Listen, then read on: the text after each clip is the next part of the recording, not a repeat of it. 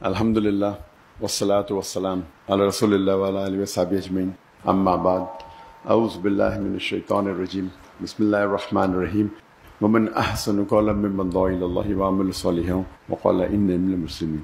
رب اشرح لی صدری ویسر لی امری واحلل عقدۃ من لسانی یفقہوا قولی۔ میرے محترم مشائخ، میرے محترم بزرگوں اور میرے بھائیوں، السلام علیکم ورحمۃ اللہ وبرکاتہ۔ مجھے بے حد خوشی ہو رہی ہے کہ 33 سال بعد میں نہ ہی پاکستان میں واپس آیا ہوں، خصوصاً لاہور میں، اور وہ بھی قرآن اکیڈمی میں پھر سے 33 سال بعد میں نے قدم رکھا ہوں۔ ماشاءاللہ مجھے کافی ماشاءاللہ بے حد خوشی محسوس ہو رہی ہے، لیکن ساتھ ساتھ ڈاکٹر اسرار احمد صاحب رحمہ اللہ کمی بھی محسوس ہو رہی ہے۔ اور اکثر جب میں پاکستانیوں سے ملاقات کرتا ہوں تو وہ اکثر کہتے ہیں کہ جب ڈاکٹر اسرار احمد صاحب زندہ تھے تو ہم نے ان کی اتنی قدر نہیں کی جتنے کرنا چاہیے، لیکن ابھی جو وہ کہتے ہیں تقریر میں، ابھی ہمیں احساس ہوتا ہے۔ اور جیسے کہ آپ جانتے ہوں گے کہ میں شیخ احمد دیدہ صاحب سے متاثر ہو کے جب میڈیکل کالج میں تھا 1987 دسمبر میں ان سے ملاقات کی، اور تقریباً 3.5 سال بعد میں ڈاکٹر اسرار احمد صاحب سے ملاقات کی۔ یہ دونوں شخص تھے جو مجھے متاثر کیے، اور ان کے وجہ سے میں ڈاکٹر آف باڈی سے ڈاکٹر آف سول بنا، جسم کے ڈاکٹر سے روح کا ڈاکٹر۔ جب دیدہ صاحب سے متاثر ہوا میں تو اس کے بعد میں اسلامک ویڈیو کیسٹس باقر جتنے باقی مقررین تھے ان کی سننے لگا، اور اکثر انگریزی میں سنتا تھا۔ واحد اردو تقریر اگر سنتا تھا تو ڈاکٹر اسرار احمد صاحب، کیونکہ مجھے شوق تھا ویڈیو کیسٹ کلیکٹ کرنے کا۔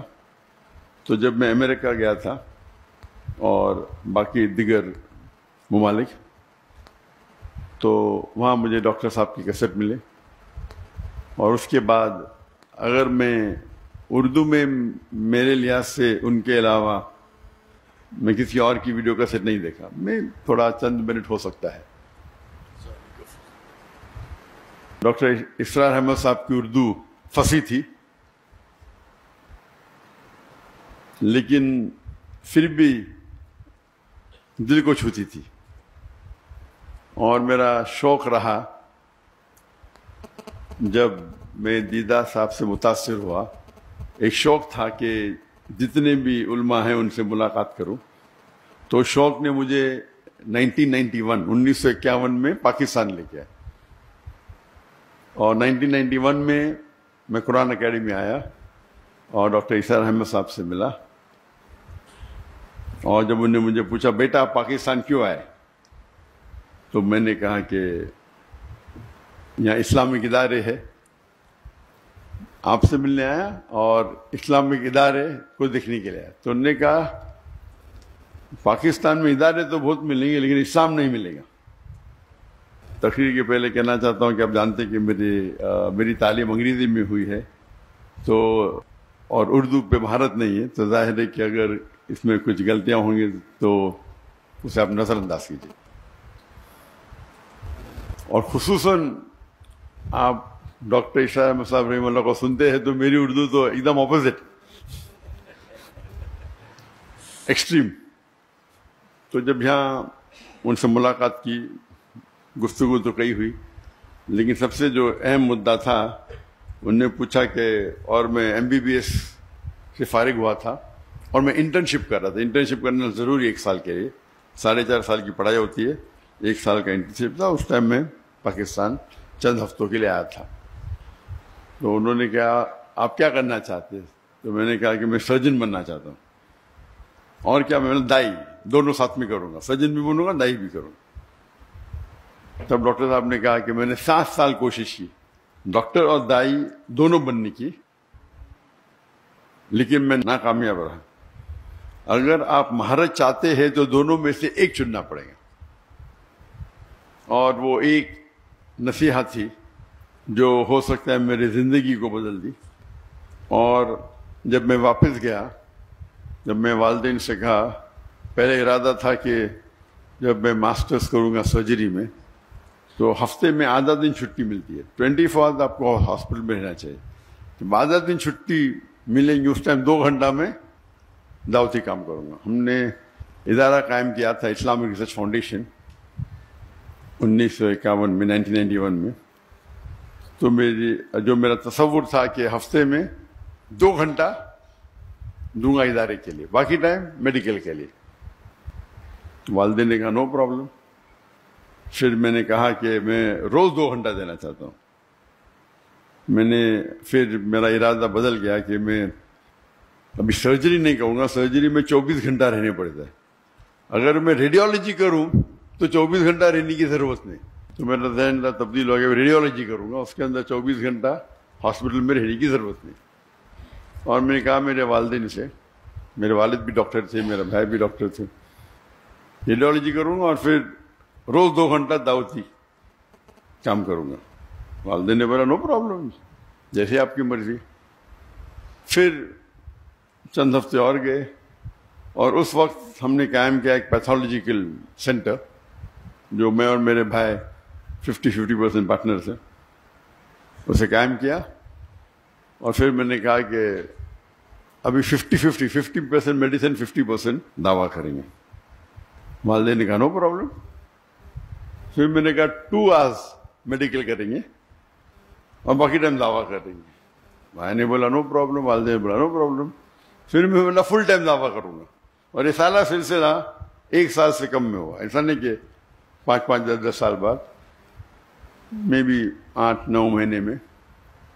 اور میرے بھائی نے کہا مجھ سے کہ آپ زندگی وقف کرو، آپ 50% پارٹنر ہیں، آپ کو آنے کی ضرورت نہیں، 50% آپ کو شیئر مل جائیں گے. میں نے کہا نہیں بھی دے چلے گا. یہ بھائی نے کہا آپ 50% مل جائیں گے. تو وہاں سے سلسلہ شروع ہوا. بات واپس سے آتے ڈاکٹر اسرار احمد صاحب رحیم اللہ، جو ان کی ایڈوائس تھی کہ اگر دائی کو سکسیسفل ہونا ہے، جو آپ کی ضرورت کی چیزیں ہیں اسے کم کرو، اپنی ریکوائرمنٹس کو کم کرو تاکہ کوئی بھی آپ کو اس پہ محتاج نہ رہنے پڑے. اگر آپ کی ضرورت زیادہ ہے تو پھر آپ کو شاید زیادہ پیسہ لگے گا، 10 لاکھ مہینے کا لگے گا، 20 لاکھ لگے گا. پھر 10 لاکھ نہیں ملیں گے تو آپ دوسری بات کریں گے. اگر آپ کو حق کی بات کرنا ہے اور اپنی زندگی وقف کرنا ہے تو اپنی ضرورت کو کم کرو یا ریکوائرمنٹس کو کم کرو. اور یہ جو نصیحت انہوں نے مجھے دی، اس کو میں نے دل میں سنبھال کے رکھا. اور آج بھی میں کہتا ہوں، جب میں نے دعوتی کام شروع کیا تو فیملی کا فل سپورٹ تھا، تو کام کرنے کی ضرورت ہی نہیں تھی. لیکن پھر بھی مجھے کئی شوق ہے، تو تقریباً میں دن میں ایوریج 14 سے 15 گھنٹہ دعوتی کام کرتا تھا. یہ میں بات کر رہا ہوں کہ میرج کے بعد. جب شادی کے پہلے میں تقریباً 9 10 گھنٹے دیتا تھا دعوتی کام میں. تو لوگ نے کہا کہ شادی کرو گے تو ٹائم کم ہو جائے گا. تو اسکول میں سیکھا تھا وین ڈائیگرام. وین ڈائیگرام مطلب ایسی چیز کرو جو 2 چیز ایک ساتھ میں ہو. تو میں نے ضائعہ سے شادی کی. اور اللہ کے رسول کی حدیث ہے کہ شادی کرنے کے لیے 4 چیز انسان دیکھتے ہیں. ایک ہے بیوٹی، خوبصورتی، ایک ہے دولت، تیسری ہے نوبلٹی، خاندان، اور چوتھا ہے ورچیو، دینداری. اور سب سے اہم ہے دینداری، تقوی. تو یہ کرائٹیریا لے کے میں نے ایک ایڈ کیا کہ دائی ہونا چاہیے، دینداری اور دائی. بیوٹی نو پرابلم، خالی ریپلسو نہیں ہونا چاہیے. دولت کی ضرورت نہیں، خاندان نو پرابلم. تو ایک ہی کرائٹیریا کیا دیندار ہونا چاہیے لیکن دائی ہونا چاہیے. ایک کرائٹیریا ایڈ کر دیا، کوئی لڑکی نہیں ملی 2 3 سال تک. تو میری بہن وہ انٹرویو لیتی تھی، تو ایک لڑکی کو پاس کیا، تو آپشن تھا ہی نہیں نا.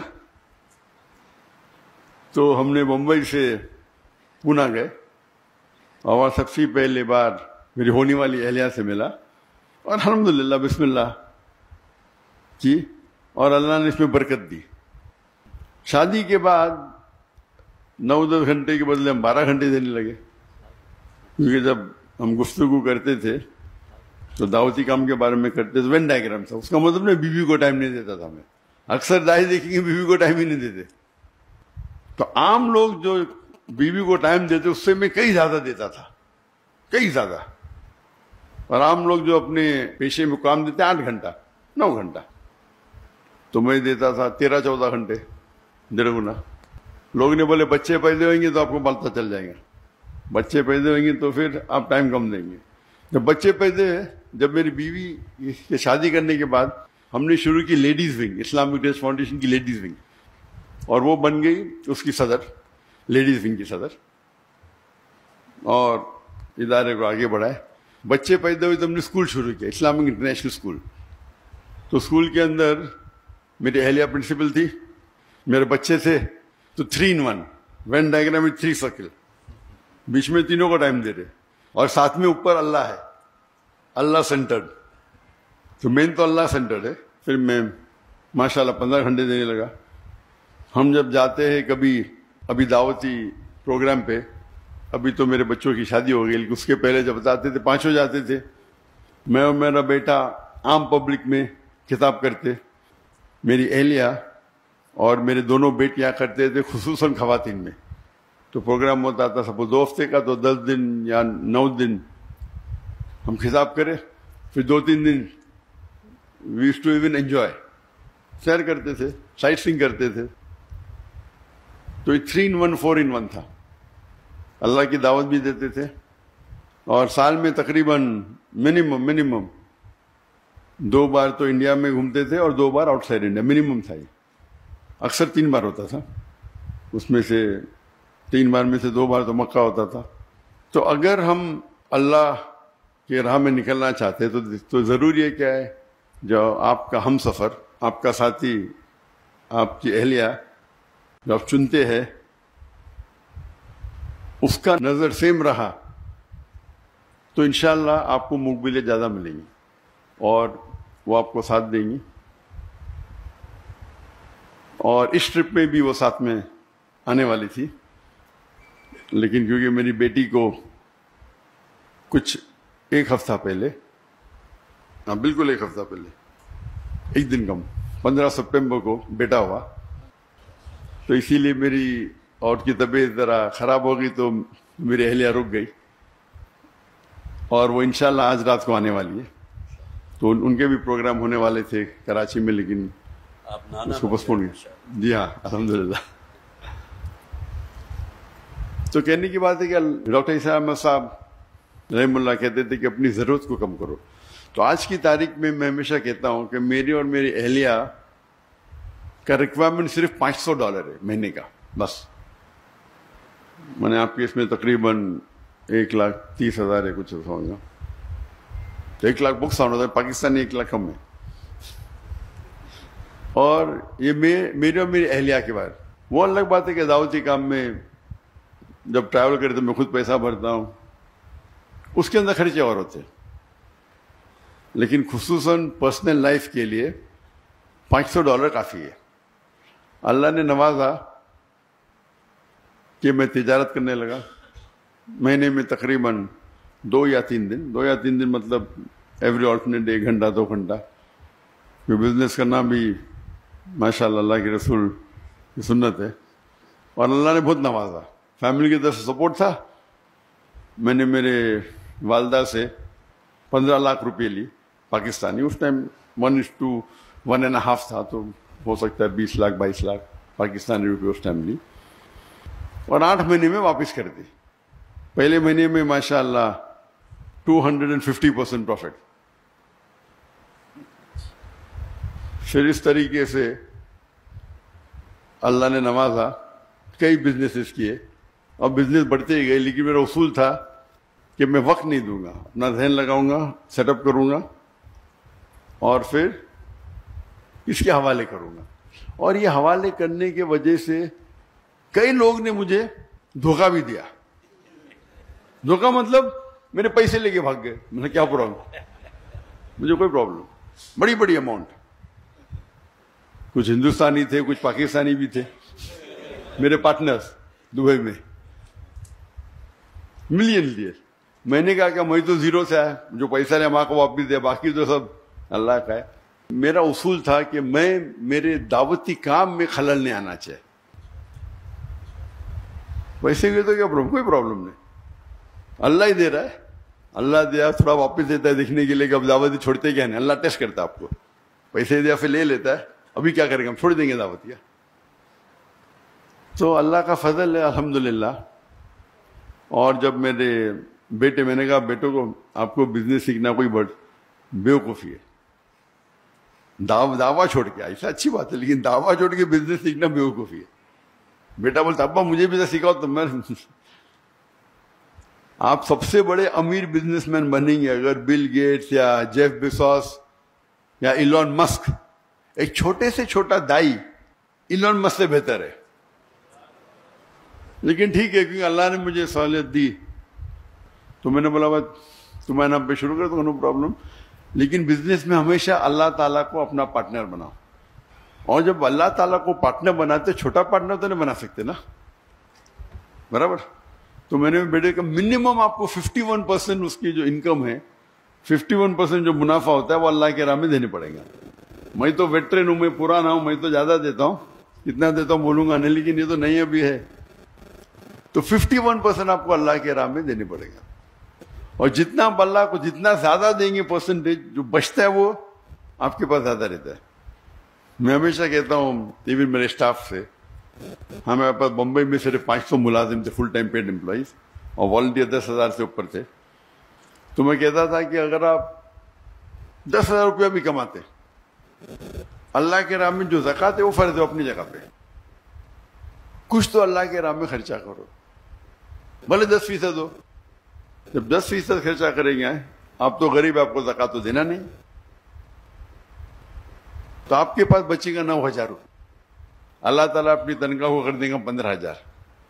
تو 15,000 سے 10% نکالو, کتنا بچتا آپ کا, 13.5. پہلے 10 تھا, ابھی 13.5 ہو گیا, یعنی 35% بڑھ گیا آپ کا. پھر آپ 15% کرو, اللہ تعالیٰ 15,000 سے آپ کی تنخواہ کر دیں گا 30,000. جتنا بڑھائیں گے آپ کا پرسنٹیج کم رہے گا, لیکن جو اماؤنٹ ہے وہ زیادہ رہے گا. تو اس اصول کے ساتھ الحمدللہ مہینوں کروڑ روپیہ کما لیتے بہت سے بزنس ہے. لیکن میں زیادہ ٹائم نہیں دیتا ہوں, کرتا ہوں اور چھوڑ دیتا ہوں. ابھی 2 سال پہلے جب میں نے فارغ کے نام پہ شروع کیا, اور میں نے کہا جو میرا جو معیار تھا, میں نے کتنا تھا بولوں گا نہیں, میں بولا فارغ کے نام پہ شروع کر رہا ہوں تو اتنا تو نہیں دینے کا. تو میں نے 51% کرا, اور کیا ہو گیا, وہ تجارت میں خسارہ ہو گیا, نیکسٹ بزنس میں بھی خسارہ. تو میں نے میرے اہلیہ سے کہا کیا بات ہے, ہو سکتا ہے کہ میں نے جو میرا معیار رکھا تھا میں زیادہ پرسنٹیج دے, ابھی دھندا تو وہی کر رہا ہوں نا, خالی نام فارغ کا ہے. تو میں نے کہا یہ میں نے غلطی کی, جو میرا جو وعدہ تھا زیادہ دینے کا, خالی نام بدلنے سے, تو میں نے میرے اہلیہ سے کہہ دیا کہ اس کا پرسنٹیج بھی سیم ہوگا جتنا میرا پرسنٹیج ہوگا. تجارت تو میں ہی سنبھال رہا ہوں, میرا بھائی میرا بیٹا سے سائن کر رہا ہے. تو اللہ تعالیٰ چیک کرتا ہے, کبھی کبھی شیطان آتا ہے نا, ارے بیٹے کے نام پہ کر دو, کم کر دو, تمہارا تو نہیں, وہ تمہارا وعدہ اللہ کے ساتھ, بیٹے کا تھوڑی ہے. تو اگر اللہ کے راہ میں آپ خرچ کریں گے, جس طریقے سے ڈاکٹر اسامہ صاحب کہتے تھے, اللہ کے بینک میں ڈالو, جب چاہے واپس لے سکتے ہیں آپ. سب سے بہتر آپ اگر کس کو لون دے سکتے ہیں, جو اللہ تعالیٰ فرماتے ہیں کہ کون ہے جو اللہ کو قرض دے سکتا ہے. کیا اللہ کو قرض کی ضرورت ہے؟ بالکل نہیں. یعنی اللہ تعالیٰ جس طریقے سے ڈاکٹر صاحب کہتے تھے کہ اگر والد اپنے بیٹے کو کچھ پیسے دیتا ہے, 1,00,000 روپے, اور پھر پوچھتا ہے کہ 5,000 دو, وہ چیک کر رہا ہے دیں گے کیا نہیں. اسی طریقے سے اللہ تعالیٰ فرماتے کیا کون ہے وہ جو اللہ کو لون دیں گا اور اللہ اس کو ملٹیپلائی کریں گے. اللہ تعالیٰ فرماتے سورہ بقرہ میں سورہ 2 آیت نمبر 261, آپ اگر ایک دانہ اللہ کو دیں گے, اللہ تعالیٰ 7 بوٹے دیں گا, ہر بوٹے پہ 100 دانے, یعنی 700 گنا. بزنس ٹرمنالوجی میں 70,000%. کون سے دھندے میں آپ کو 70,000% ملے گا؟ تو اگر آپ اللہ سبحانہ و تعالیٰ کو اپنا پارٹنر بنائیں گے تو آپ دیکھیں گے کہ آپ محفوظ ہے. وہ فرض تو 2.5% ہے, لیکن زیادہ دینا تو حرام نہیں نا، افضل یہ، تو جتنا آپ زیادہ دیں گے اتنا کم ہے. یہ اللہ پہ توقع ہے. اور الحمدللہ جیسے میں جب ڈاکٹر صاحب سے ملا، میں نے شروع میں سوچا تھا کہ میڈیکل ڈاکٹر سب سے بہترین پروفیشن ہے. جس طریقے سے ڈاکٹر اسرار احمد صاحب رحمہ اللہ سوچتے تھے کہ ڈاکٹر سب سے بہترین پروفیشن ہے انسانوں کا علاج کرنا، ان نے ڈاکٹری چنا تھا نہ کہ پیسے کمانے کے لیے. اسی طریقے سے میں نے بھی چنا تھا. جب قرآن مجید کو پڑھا، اللہ تعالیٰ فرماتے جس آیت کو میں نے شروع میں تلاوت کی، سورہ فصیلت چیپٹر 41 ورس 34، ومن احسن قولا ممن دعا الی اللہ وعمل صالحا قال انی من المسلمین، کہ کون شخص سے بہتر شخص سے لوگوں کو اللہ کی طرف بلاتا ہے، اچھے اعمال کرتا ہے اور کہتا ہے کہ میں مسلم ہوں. تو سب سے بہترین جو پروفیشن ہے وہ دائی کا.